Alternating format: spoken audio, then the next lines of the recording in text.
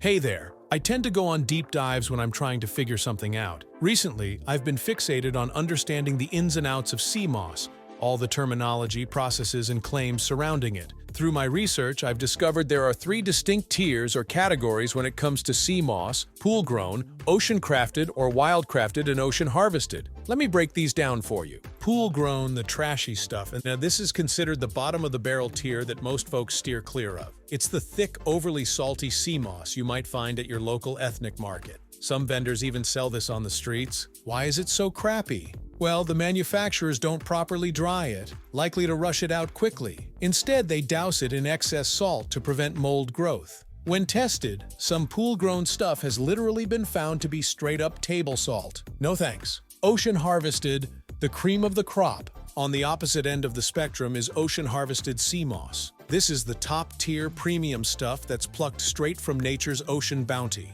Imagine humans going out on boats, diving deep to hand-pick sea moss growing on coral reefs and rocky outcroppings, or scouring shorelines to collect what has washed ashore. This is about as natural and unadulterated as it gets with sea moss. The places you'll find legitimate ocean-harvested moss include Ireland, Maine, Greenland, Jamaica, St. Lucia, Grenada, Tanzania, Zanzibar, and the Philippines. If it's not from one of those regions, it's likely not the real deal, ocean-harvested variety. Ocean-crafted or wild-crafted, the middle ground. Then we have the middle tier, ocean-crafted or wild-crafted sea moss. This is where it gets a bit tricky to decipher the real from the fake. Ocean-crafted means humans had some hand in crafting or cultivating the growth of the moss. It's not just plucked from the wild, but it's also not grown in sketchy pools either. This could involve setting up moss farms or nurseries in the ocean to provide a controlled environment for growing. The key difference from ocean-harvested is the human intervention and cultivation aspect. So in theory, ocean-crafted should be more sustainable than over-harvesting from the wild. But it's also not quite as premium as the 100% nature-made ocean-harvested moss. The terminology seems to be used interchangeably a lot, though.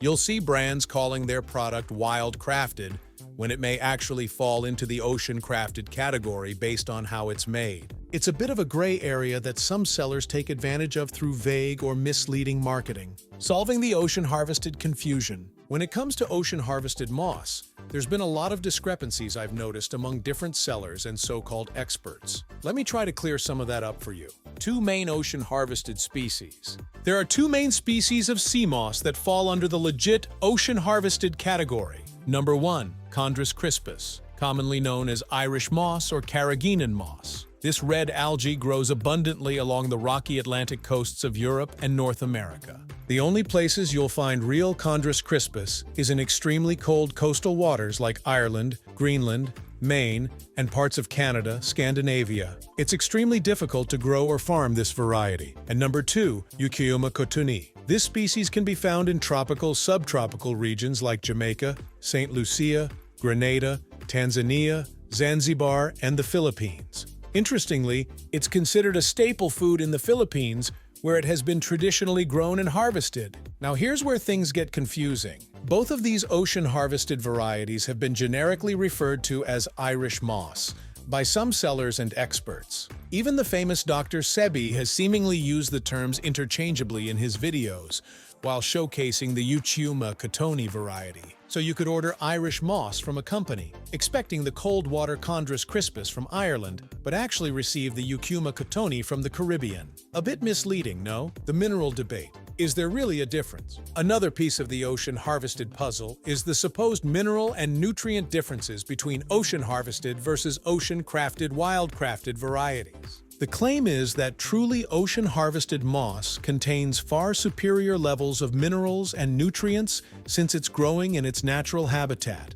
absorbing all those good things straight from the ocean rocks and water. If you like what we spoke about till now, don't forget to hit that like button and subscribe to my channel for similar content. And comment below on your thoughts about SE moss. So, like I was saying, in comparison, ocean-crafted moss grown in human-made environments won't receive the same robust mineral infusion from Mother Nature. However, in my research, I struggled to find solid scientific evidence to back up this mineral discrepancy claim.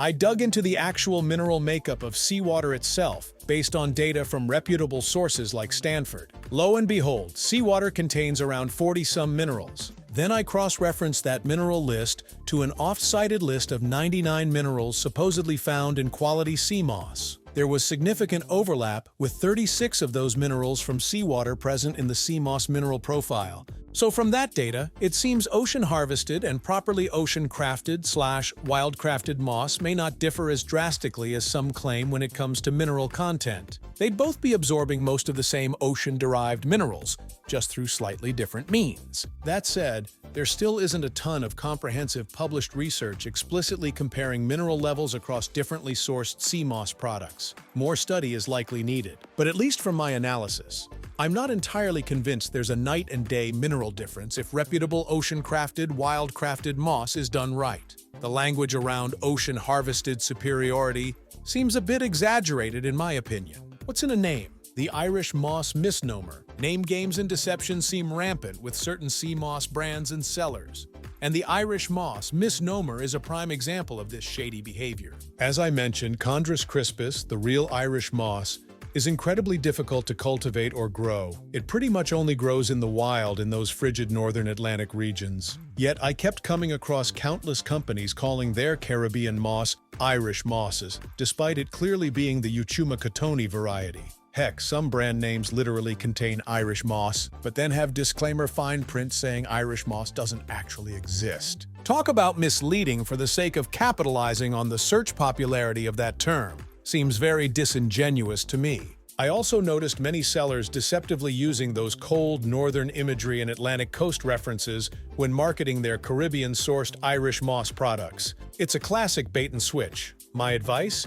Be very wary of any brand claiming to sell legit Irish moss if it's not explicitly sourced from Ireland, Greenland, Maine, etc. Chances are, it's just warm water sea moss from Jamaica or wherever, despite what the marketing claims may suggest. Don't fall for the semantics games. Beyond the Irish moss fictional tales, I noticed many sellers get caught up in arguing over esoteric semantics and terminology around ocean-harvested versus ocean-wild-crafted. By definition, the words crafted and harvested don't mean the same thing.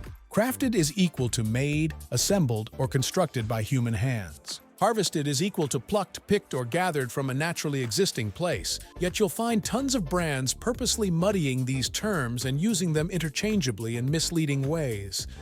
For example, I came across a brand claiming to sell 100% ocean-crafted moss, but when the product arrived, it was very clearly pool-grown junk based on the thick salt characteristics, not ocean anything. On the flip side, I ordered another brand's 100% wild harvested moss straight from Jamaica, but it looked and tasted identical to some reputable ocean-crafted varieties I had. The shady sales tactics continue. You'd think sellers would want to be upfront and honest about their sea moss to build trust and credibility, but unfortunately, the deceptive sales tactics don't stop there. One of the things I noticed is that photos can be incredibly misleading. You'll see listings with pictures of fresh sea moss still attached to rocks and shells straight from the ocean. Looks legit, right? However, unless that's a current batch photo, there's no guarantee that's what you're actually getting. It could easily be a staged stock photo used to give a false representation. I even saw one video of a guy showing sea moss he claimed was wild-crafted, still growing on rocks he had just plucked from the shoreline.